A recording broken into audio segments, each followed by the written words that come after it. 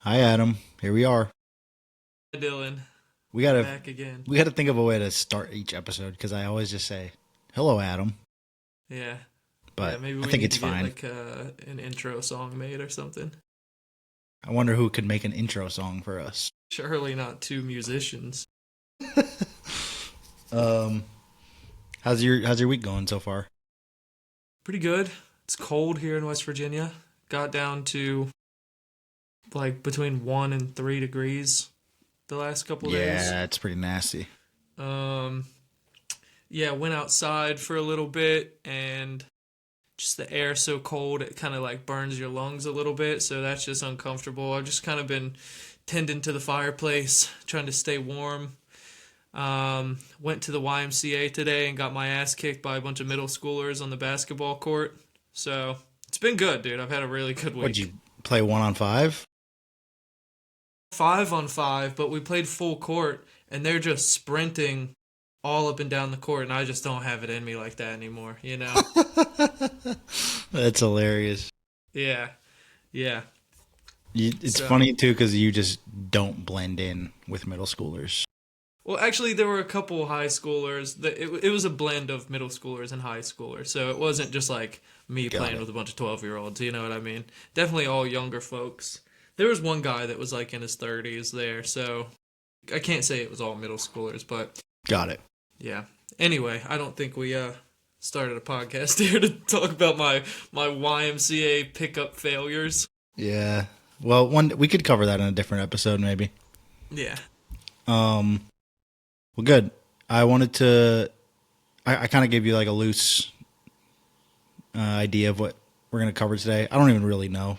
We're just going to kind of riff here, but I think it's worth talking about the art of collaboration and how to do that because I think there's a right and wrong way for certain things and just things we've probably learned over the years on what works best and what gets things done. And I think that also can be applied to other things in life, not just music, because most jobs probably require you to work with other people. And sometimes music doesn't, but when it does, I think it's important to know how and why to do things a certain way. Um, so I guess a good place to start would be how to start a conversation when you're collaborating with someone, whether you know them or not. And when I say that, I guess I'm referring to more of an artist to artist sense. Like if you were going to reach out to somebody who you didn't know to jump on one of your songs, right? Um, I know from over the years, there's been people that just slide in my DM or email and say, "Yo, we got to work."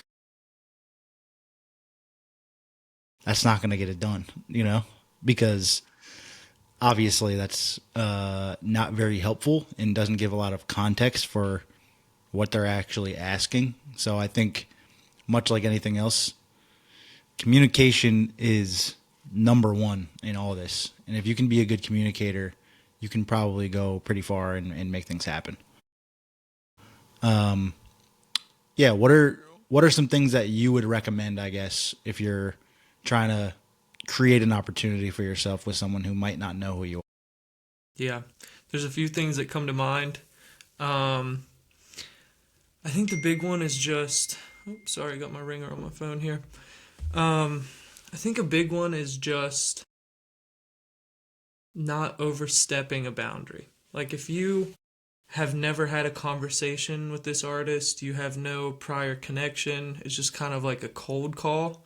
I don't think it's the move for your first DM to be like, "Yo, let's work. I got this song for you." Like most people will probably see that and just be like, "I don't know you, dude." Like, and just kind of disregard it.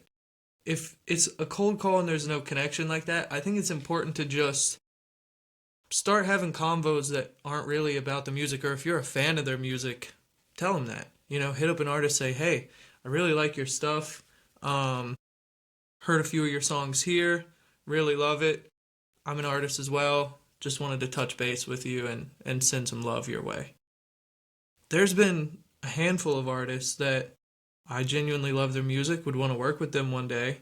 And that's how I start a conversation with them. They normally hit me back and say, yo, thanks, bro. Appreciate it. Like, I'm going to tap in with your stuff too.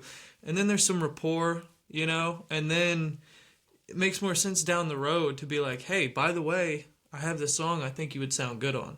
That approach works way better than just being like, first DM, yo, jump on my shit, bro. You know? Yeah, because it can come across a certain way, like, well, this guy just kind of came out of nowhere and is just asking me for stuff. So it's either I'm not really interested in doing that, or you're already starting the conversation from a transactional standpoint, which that's how it's going to be received, and that's probably how it'll go moving forward. Which in some cases, there's nothing wrong with that because some things in this world are transactional. Like people want to make money, people got to spend money. That's how it works sometimes. Yeah. But it's going to feel less of an organic and authentic thought if, yeah, the first message is just, hey, I'm going to ask you for this. And like, how do I do Yeah. this? And I think that there's a way to be transactional if that's how you want to do it off the rip. But I think if you're going to be transactional, you try to like email like a management email or a booking email and like go through their team. I think those will probably be the people that are more receptive to just like, let me buy a feature or something like that. You Sure. know what I mean?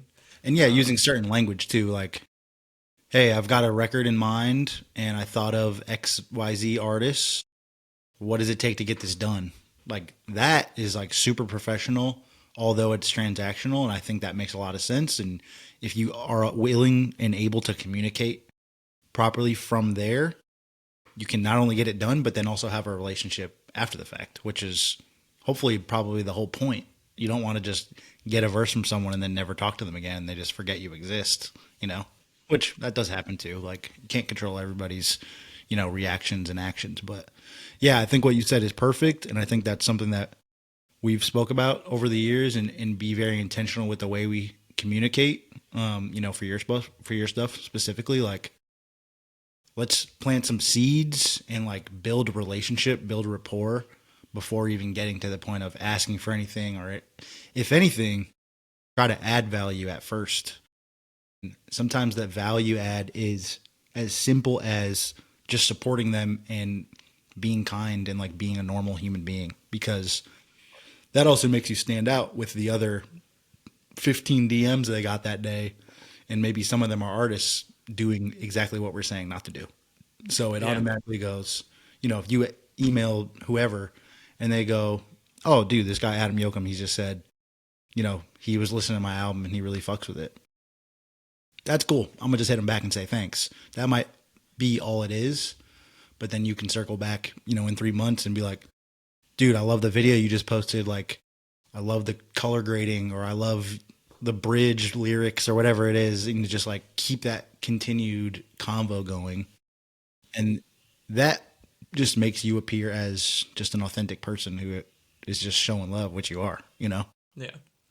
Also, I think there's something to be said about um, letting your art exist in a certain space and then seeing what other artists are in that space, and sort of, even if there's not even an artist, if it's like these like fan pages, or like, for you there's like R&B pages and stuff. I think it's important to interact with those things, whether it's artists or pages, without it being transactional. Like even for you, like an Totally. R&B page, you know, even if you're just DMing them after they post a song they like and you're like, "Yo, I like this song too, like really good pick." Or just whatever, being involved in that community, whatever your community may be, is a good way for you to be seen in that community as well, and for things to naturally fall in line. Absolutely. Yeah, Yeah. for sure.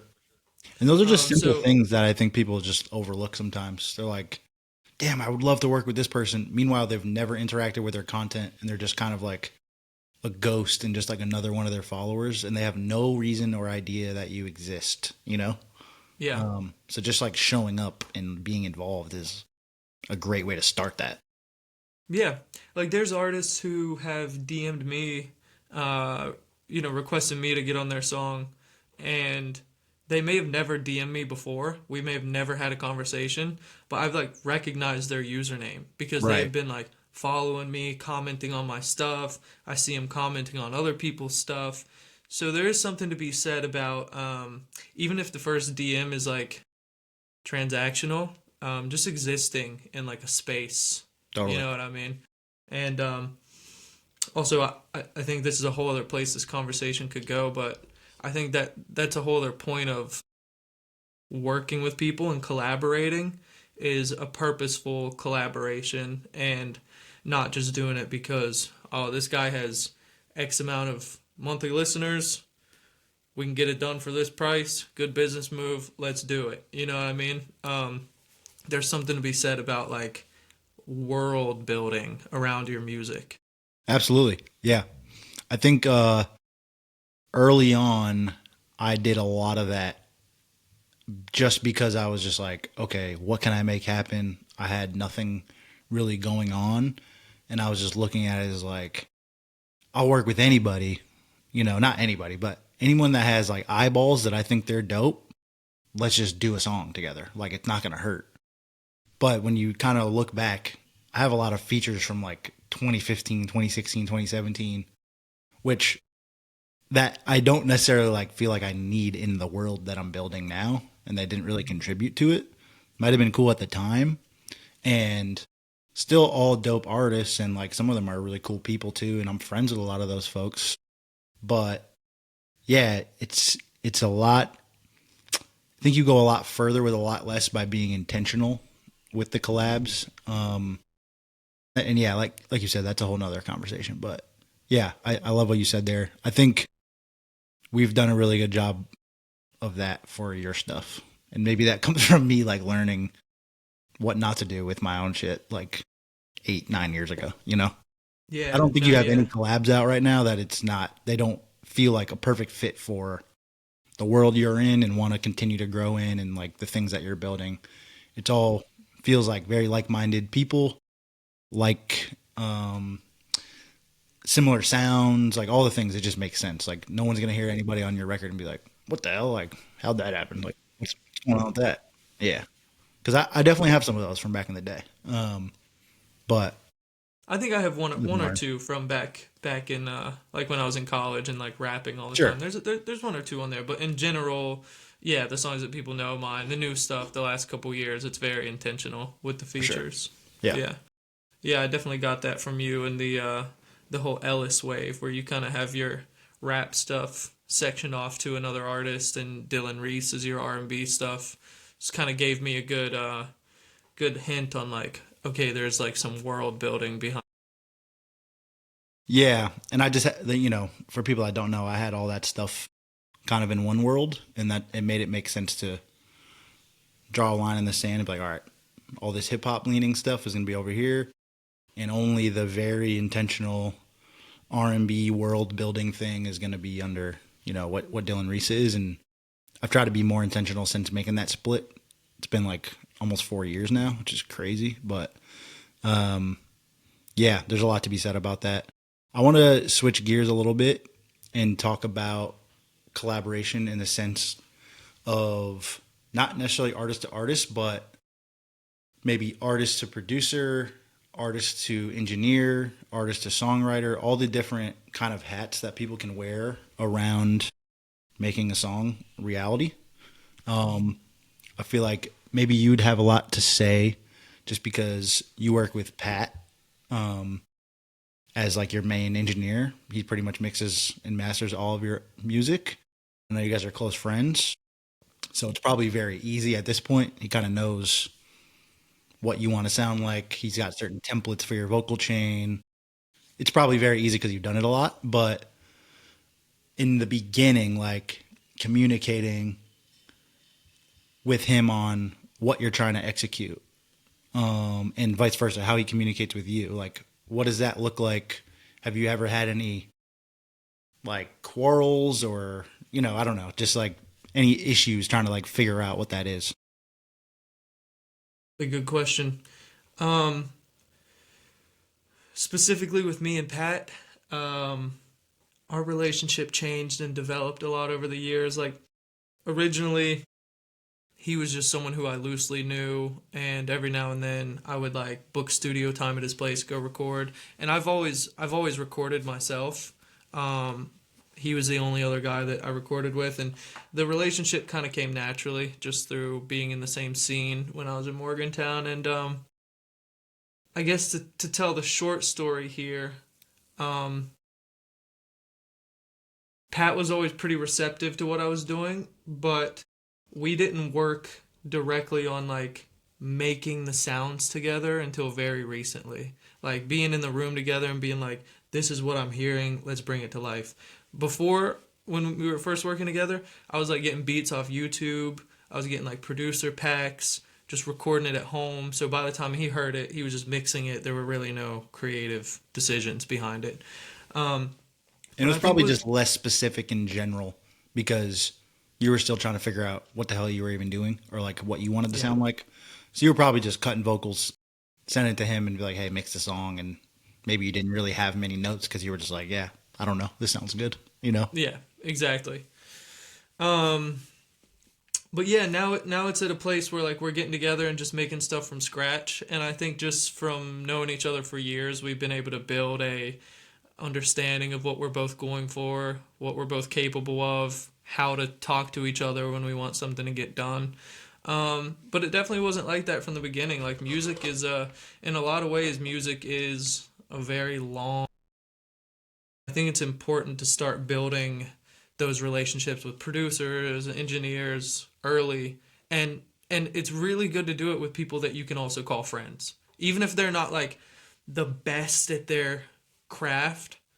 It's you should grow together with your friends. Like that is what makes it beautiful, and I think what makes it easy to communicate your ideas down the road. Like, you know, Pat's awesome. Pat's great. Is he like world class musician and eight different instruments and has like perfect pitch in his head? No. Like there's probably someone out there that's like on paper more like qualified than Pat. Like But if I was technically in and just like technically, also experience wise too. Like there's yeah, engineers that have been doing this for 30 years that, right. you know, But if I was in a room with them and making a song, I don't know if it would come out as good or exactly how I envision it as it does with Pat, just because we're such good friends and we're able to just talk and communicate, and it's a specific vibe. There's something really important about that. Um, called the there's a lot of sauce. yeah, the It's called sauce being locked in. locked in. There's a lot of producers that I work with now that just started out as internet relationships, whether that was a DM sent to me. Some of them I just found them on YouTube. Um, some of them I would hear songs that I like on Spotify, go to the song credits, just look at who produced it, and then go follow them. And like I said before, build a world, build rapport. So And honestly, dude, yeah, not to interrupt you, but how would you frame that conversation? And I'm asking because I just think you're a really good communicator.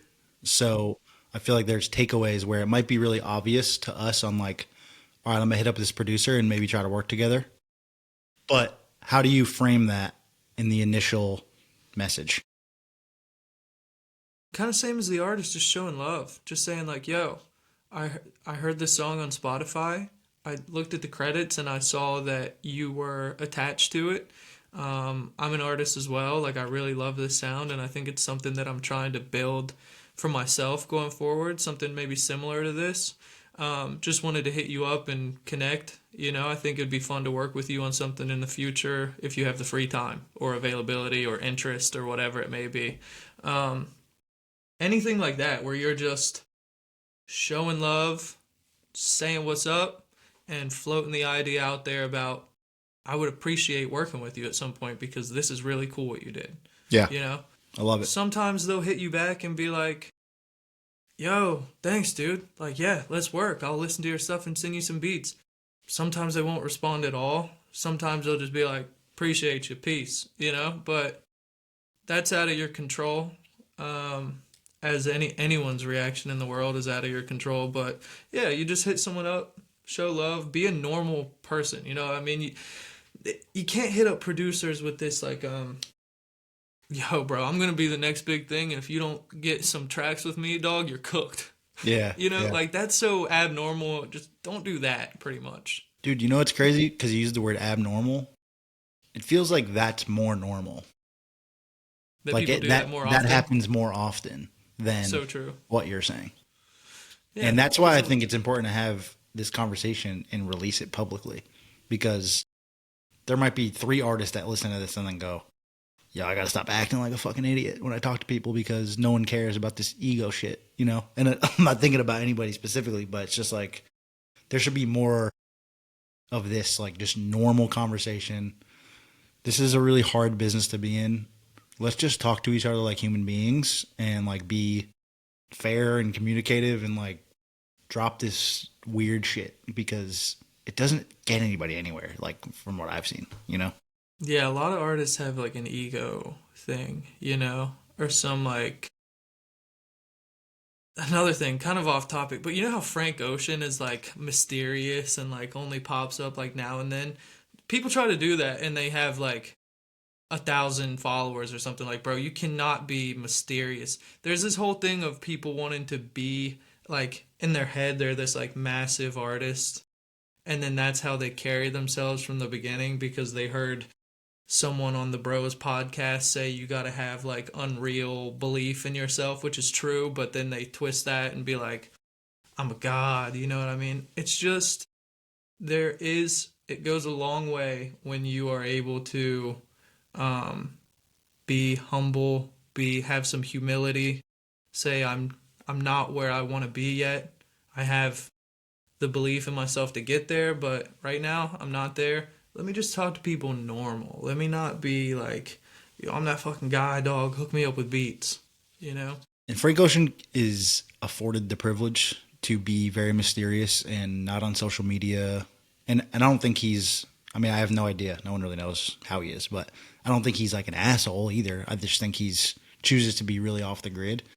He's able to do that because he's a generational talent and one of the best song makers ever. So people should start looking themselves in the mirror before they go, yeah, I'll just post once a year and drop an album and then everyone should just be tapped in, right? It's like, no, you did not build this thing. You're not good enough to do that. And most people are not, including me. So you're going to have to do the work and just be a good communicator, you know? Yeah. Yeah. Um, That's all it comes down to. Is just be a good communicator, be a nice person, be a normal person. Talk to people with some humility in yourself. That goes a long way. aside from collaborating and like kind of starting the fire and like having those conversations with people you work with, I want to talk to you about how to be in a room in the moment and be a good collaborator. So people will call you or include you again. Um, whether it's like you just took a trip to Nashville and worked on some music with Pat and two other producers, songwriters, or three. Were there three other people? Pat and two others, Two and others. Yeah. then two of the days we were there, there was another person on top of Yeah. that. But So there was four or five people in a room, and it was pretty clearly communicated ahead of time that the purpose of those sessions were to create Adam Yokum songs, whatever that meant, right? So I think that's step one of knowing, it's not like you were like, all right, guys, we're only working on my stuff. No one else can do anything. Like it's not like a dictatorship, but that was the point to like work on some stuff towards your album or whatever you got going on. So there was a very clear dynamic on what the goal was, right? But talk to me about how those sessions kind of happen in person and what the communication is like from you to the producers, the producers to each other, maybe even before like something hits your ear or after the fact. How do you get the song from five guys standing in a room with some instruments and a couple computers to bouncing out a file to listen to and you're sending it to me and you're like, yo, we made a fucking banger, yeah, absolutely. Um, First thing is knowing what you want as an artist, knowing what sound you're going for and being intentional with it. If I want to make heavy metal music, I'm not going to get a session with the R&B guy, Mm-hmm. you know? So one thing is just doing your research and being intentional with this is the sound that I want to make. I want these type KYP of is what that's drums. called. What's that stand for? Know your personnel. Oh, know your personnel. KYP. I like that. I'll write that down. For audio people, I'm winking. Continue. We'll add the sound effects in. Ding, ding. Knowing what sound you want to make, and then doing your research on these people do really well making that sound. I can't really speak on like if you don't know those producers. How I mean, obviously we just said shoot a DM, be normal, make the connection. These guys that I linked up with, I just happened to have worked with them a few times before, met them in person, all that jazz. So, but by this point, we know each other fairly well. But I just knew that they were really, really good in the sound that I'm trying to make. So I just hit them up and said, "Yo, this is what I'm trying to do. We're gonna book this cabin. Would love to have you guys out for a whole weekend. Like, we'll stay together, hook up, make some good music." And then I think there's something to be said about not over inviting too many people, not having too many cooks in the kitchen. The people that were there with me making music, everyone had a purpose, a very important purpose to making those songs. And if there was someone who didn't have a purpose in making those songs, they weren't getting invited. Like, I'm not bringing extra homies to just hang out and kick it. I'm not, whatever it may be, inviting other artists who, like, I don't want them on the songs anyway. Like, I'm just inviting them to, like, look cool. And, like, I've seen some of these, like, artist retreats where they get, like, 24 artists in a building or something, which, I don't know, maybe that's cool for them. I've never been to one. To me, sounds like a nightmare. Yeah. But just being intentional with who you want in the room, I guess, is what I'm getting at. And then being intentional with everyone's role so that everything isn't clashing. Like, if you are with 3 producers and all 3 of them are good at guitar, and then, like, they can all 3 also do drums, I think it's good to kind of lay out, like, these 2 guys should just be the guitar guys today, and then, like, just you should focus on the drums. Yeah. So that you don't have, Percussion. like, Yeah. 3 people playing guitar and then, you know what I mean, like, clashing with each other's ideas, because there's something to be said about the yes theory when you're in a room full of creatives, which I think is really important, and I do it pretty much every time. Is when someone has an idea that they're hearing, oh, I want to do this, you just go, yes, do it. I love this. I was hoping you would get to this because Yeah, it's something that I don't have a ton of experience. I definitely have some, but I feel like 90% of the music I've made has just been me in a room after that point, right? Like, the producers I work with, a lot of them are remote. Dylan Height, my guitar player, is in Minneapolis. Sham and Matt Gates, they're in Massachusetts. I've been doing a lot more like percussion stuff and like building production after they're sending me loops of stuff or whatever. So most of the time it's just me in this room or somewhere by myself, and I don't have anyone to bounce ideas off of. Not that I don't have anybody. Most of the time I don't want to, and I think that just comes down to comfortability. It's what I'm used to. It's what my process is. I can try 800 melodies and have 791 of them be dog shit, and I'm not embarrassed by it. I don't have anybody to impress. I don't have anybody to like tell me, no, actually that's good, do that. And I'm like, is it though? I don't want to, like, there's no pressure. There's no outside pressure. There's no outside force. It's what I'm used to. And I think the best songwriters are probably doing the opposite. So it's something I want to do more of, is like be in the room with people as the song is getting built, especially if it's people that I trust their ear and instincts, which is why I loved making that song with you. And there was another song that I tried to make that I was a hit at. I'm like, try some vocal melodies because I'm just like stuck, and then I can take it from there. Ended up not working out. I didn't use that song, but I'm trying to do more of like bouncing back and forth. And I feel like some of that is because I'm so used to having only my own opinion. When I'm writing with other people, I'm just expecting them to be like, that lyric sucks. And then I have to go, fuck, all right. And now I'm in my head about like, I don't even know what I'm writing. Like, I don't even know what I'm doing. But normally I would say it, and then to myself, I would go, that lyric sucks. But I wouldn't have any thoughts about it. I would just go, yeah, of course, like move on, next thing. Like, let's figure it out. Um, so I'm wondering what your experience is like in those situations where if there's something that you maybe disagree with, or is it always yes, yes, yes, and then you need to kind of let it marinate and circle back and go, I need to change this or whatever, you know? I think And it's half and I don't know half. if there's a right answer, so I'm just Yeah, it's half and half. Like obviously, the producers that you have with you and the people you have in the room with you making music, like I think in general you want them to be there because you trust their ear and you trust their opinions, but also you got to trust yourself and your opinions as well.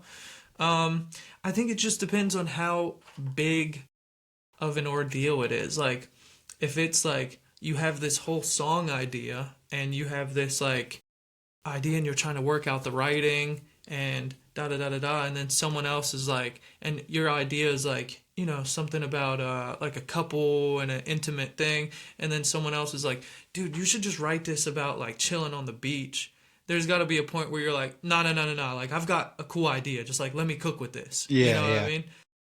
If it's something like, the snare just isn't hitting. These like hi hats sound weird. It's like, yeah, change them out. Just fix it. Let's hear how it sounds because that's something where even if they change it and you like the way it was before, just be like, yo, bring in the old drums. I actually like that more. Um, I think as the artist, it's important to remember that you are there to make your music, and so to a certain degree, you need to be steering the ship and be Right. playing captain, Yep. but your crew is there to keep the ship afloat as well. You can't do everyone's job Yeah, on the you got to trust crew. everybody to You got play to their trust role. your crew, yeah, to Yeah. play their role. So I think it's just 50-50. It's like there's a whole lot of trust the folk, trust their ideas, and there's also some, just, nah, like I've got this idea and I really love this. Let's stick with it. And it's important that the people that are with you also understand that when you say, no, I really like this the way it is. Anytime I've said that type of stuff with those guys, like, no, I really like this, they just go, all right, bet, we'll keep it. It's never like, no, bro, like, no, we have to change Yeah. it. You know what I mean? And I think that's a big takeaway. Whether, no matter what side of the fence you're on, if you're collaborating with somebody, I think it's really important to be open to other ideas because, like I was just saying, I don't have other ideas always to bounce off of until maybe I'm done with it and I'll send it out to the producer I'm working with, and then they'll go, yo, let's do this, this, and that. And I go, fuck yeah, I don't know, I didn't think of this or whatever. But in the room, it's really important to just be open and not so married to your own ideas right away, right? And then also something that you said of like, well, let's go back to the old version. We tried this thing with the drums and they weren't working. Let's go back to what it was. Part of being a good collaborator, I think, is being organized, like technically with your files and understanding where things are. Because someone who's not used to doing a ton of collabs or in-person sessions might hear you say that and go, okay, delete all these kicks. And then now you can't get back to where you were. And now it's Yeah. like, yo, this kid's like fucking my session up. Especially if, like, let's say it was like a big artist who does have an ego and you're like getting a chance to like be in that room. And now you're the guy that lost the drums. You're out. Dude, Yeah. that shit happens all the time, you know? Yeah, it So does. like you gotta really be organized with your shit and with your thoughts too. Like know when and how to say things and give your opinion. I think that's very, very valuable. Probably even more so than being the best top liner or like lyric writer in the room. It's being the glue guy that can execute and just like keep the vibes high and also be able to deliver when you go, yo, bring in the old synth, and you're just like, got them right here. How's this sound? And then everyone's like, fuck, yes. Now you just look like Yeah. you did something when you just had your shit together. You didn't even write that synth line. You know what I mean? Yeah, because ultimately that's it's like painting with like a full color palette. When you Mm-hmm. can have full creative freedom and be like, I want yellow on here, I want red on here. Wait, can we do this? Can we bring in some blue? Can we do this? Where it's like if someone doesn't have that capability to be organized, you're only painting with half your palette here. You can't you try to throw out a creative idea and they're just like, oh, actually we lost that, or like I don't know how to do that. So it is good to have someone that's on top of their organization and also just technical skills, like, you know, super sick skills. Yeah. Just be sick, and then you'll just be collaborating with everyone. Yeah. But no, I think yeah, it's one thing to get the call, to get the opportunity to be included, and then it's another skill to keep that relationship tight and execute and want to be of value for the next time something happens. Like the best ability is availability sometimes, and if you're just yo, I know I can call this dude. He'll be ready. He's got his shit together. He picks up the phone. He's got stems sent the next day. I want that guy involved, and I try to be that guy when I, am working with other people. Um, let's pivot to maybe after. Let's say you walk away from those Nashville sessions, and you're like, yo, I love all this music. I'm just using this as an example because I know it was recent and things we've been like kind of working through. Speak on how to communicate once things are about to be released, maybe about like splits or credits or all these things that maybe aren't the most fun to talk about. But speak to me about kind of the best practices. Even though I know the answers, like I'm involved in a lot of this. So, but yeah, just kind Yeah. of speak on that. Yeah, probably the least fun about it, but super necessary, is handling the business before a release. Um, Obviously, you got to make sure everyone's compensated for their work. It can't just be all fun and creating songs and all that. Everyone's trying to do this for a career and a business, so everyone needs to be compensated. I think that it is a big, because I'm independent, because it's just me and you running all this. It's a big indicator on if I will be inspired to work with someone again or not, if they're just easy to deal with on the business stuff. Totally. And I don't mean that, I don't, when I say easy to deal with, I don't mean cheap. I don't mean Yeah. none of that. I You don't just mean mean, what I say goes, you better shut the fuck up and deal with it. It's just like yeah, be reasonable I and just mean like communicative. communicative and just finding a place where both people are happy. Um, because there's some producers who in the past they're like, y'all want 3,000 for this beat or something, and I'm just like, oh, I can't give you $3,000 for this beat, and it's like, all right, sorry, bro. It's like I'm never gonna work with you again. Yeah. Yeah. If there's someone that's like, yo, I want 3,000 for this beat, and I'm like, yo, that's just like way above my budget. Maybe we could do this. This is what I could pay for this right now. Are you willing to like work with this? And they're like, yeah, I can come off with it and just work with you, whatever. That's someone I'm way more willing to be like, all right, cool. They're down to just like figure it out and meet me wherever I'm at. Mm-hmm. You know, Because just for context, some people, whether they're artists, producers, engineers, session musicians, whatever it is, some people want to be paid up front, like a flat fee. Some people would rather take back end percentages on like the master side. Sometimes there's a combination of both that makes sense. Especially when we're independent, there's no really there's guidelines, but there's not like, oh, well, the label owns this much, so we only have this many percentage points to go around, and we only have this much left in our recording budget. It's like, how much money does Adam Yokum or Dylan Reese have, and how much can they willingly spend on this product, and then how much wiggle room is there on the master on like what we need to own after. So yeah, it's just, I think it's just a big communication game and kind of putting the puzzle together of what makes sense and who owes what and who's fair.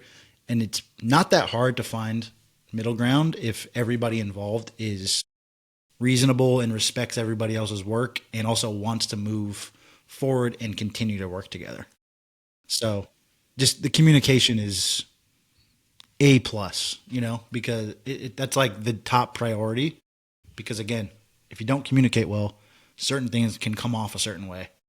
Like if you just don't say anything and then we just send a royalty split and somebody's getting 3% of a song and you never talked about it and you never paid, you never communicate there and be like, what the fuck? I was one of the 4 guys that worked on this.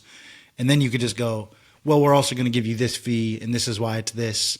And then they might go, oh, okay, totally get it. Let's do that. But if you didn't communicate that properly, then you end up looking like a dickhead and people might think that you're taking advantage of them, right? So it's all about just having an open dialogue and working with people that you can do that with. That makes everything just go smoother and more efficiently, and you can make more music and put it out if everyone's on the same page. Yeah. And this convo just kind of had something pop into my head that I feel like is a good way to sum it up. Whenever I make a song with producers and trying to just have a convo with them about getting them compensated, a split on the master, paid up front, whatever it may be, I think it's important to meet them where they're at. If you're working with a producer who's just like on the grind, trying to get some credits, trying to, just get his name out there, whatever, and he's just like, yo, toss me whatever his price may be, toss me 200 and like 10%, like this is great for me. Cool, meet them where they're at. If you're working with like this big name, someone who is like you said, 30-year veteran of their craft or whatever, you should probably expect to meet them where they're at as well. You know what I mean? They're gonna want more for that. And they probably deserve more too. They probably deserve more. But like I always start the conversation whenever I'm trying to figure out the business of getting a song out. I always start the conversation of, yo, we're trying to drop the song on this day. How can I get you compensated? What are you comfortable with on the compensation for this? Throw the question out there. That way you can kind of get a feel on what their price is, where they're at in their career. And try to meet them there the best way you can. Yeah. Try to meet them where they're at, And if it's way above where you're at with the business, try to talk to them about it and try to get them to meet you where you're at. Goes both ways. I think just there's something to be said also about how much money do you make off of music? Like I've thought about this at sometimes just trying to be a bit of a businessman on my stuff. It's like, all right, this amount of streams makes this many dollars. This is unless something cracks off and goes viral, on average, I'm making about this much. So I can spend X amount, I think it's important to just be aware of where you're at financially and how you can include people, because it makes those conversations a lot easier. For sure. Yeah. I think transparency goes a long way too, because not everyone working in music understands the music business. And I think you know what I mean when I say that, but there might be a producer out there who's just getting started who sees Adam Yokum and sees X million views on this song and like you're on tour and you got well branded Instagram content. He might think, yo, this dude's on, like he's like rich, because he just hasn't gotten to the point where he has money coming in different revenue streams, or maybe hasn't invested money into his career yet because he's just making beats in his bedroom and wants to do this, right? So if you come at him with a certain offer and like y'all work together, he might be like, this guy's trying to rip me off. But if you're just very transparent about like, yo, this is what I expect to make on this song. This is why this is this way. And maybe you don't need to always go into the weeds, but if you feel like there's a lack of communication or you're not on the same page, the more transparent you are, as long as you're being fair, which I know we always are, that helps people get more comfortable because they understand what's behind the curtain and they're not just getting an offer for X amount of dollars or something for their services and for their work. It's not just like blind, you know? Um, but yeah, there's plenty to talk about like business stuff and, you know, what's a smart investment and what isn't. But just in terms of what goes into collaboration and how to be a repeat collaborator with people that you want to work with, I feel like we covered a lot of ground. And I don't know, hopefully there's some artists out there that have some takeaways. But I think if you know how to collaborate, you can go very far, especially if you're good at what you do and then you also understand this stuff.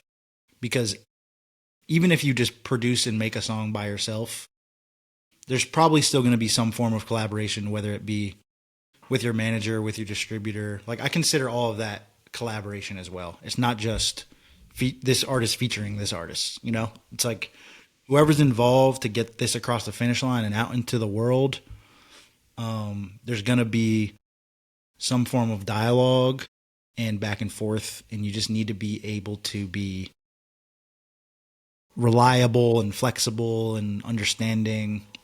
You know, listen more than you speak sometimes, which is ironic because I'm ranting for like 10 minutes right now. But I think We're you on get, a podcast, literally speaking. I think you get where I'm going, you know, like, Yeah. So yeah, I think this was a good episode, a good convo. I don't know if there's anything else you wanted to add to wrap this up.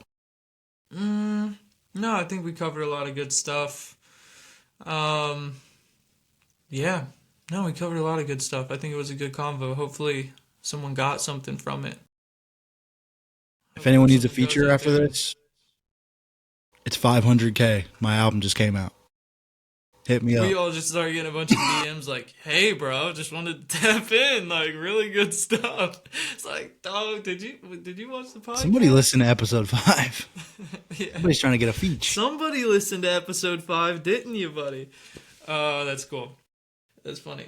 Yeah, also, yeah, one more thing. None of this works if your music isn't good.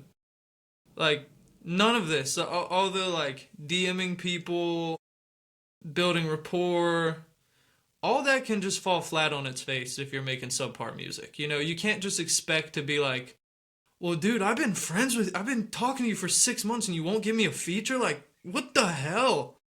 You know? Yeah. It's still all got to make sense, but yeah, totally. It's a good way to preface that. Maybe we should do that in the beginning, but it's definitely true. This is all considering and kind of assuming that you've got some shit going on, or just like have a good sound, or like, yeah, you're not gonna get a feature from a big artist just because you told them that you like his album. Still got to make sense, but you're definitely not going to get a feature from an artist, or, you know, work with a certain producer or get on a show or whatever.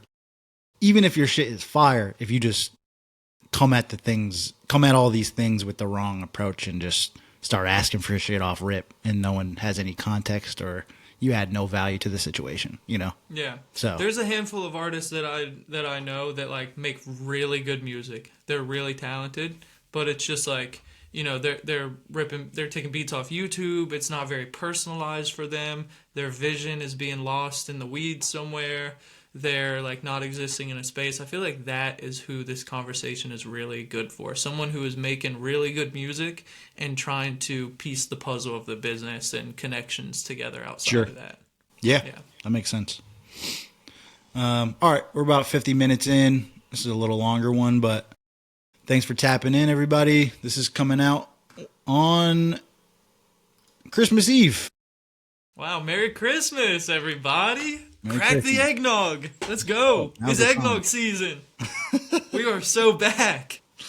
Merry Christmas. We're going to tap back in next week, too, even though it's New Year's. We kind of talked about that, just rolling right through the holidays. We said we're going to show up every Wednesday, so we're just going to do that. But yeah, we'll see you next week, and let us know in the comments if you hate us or something. Just say anything in the comments. We need more comments. Please just say anything. All right. Peace, y'all. Peace.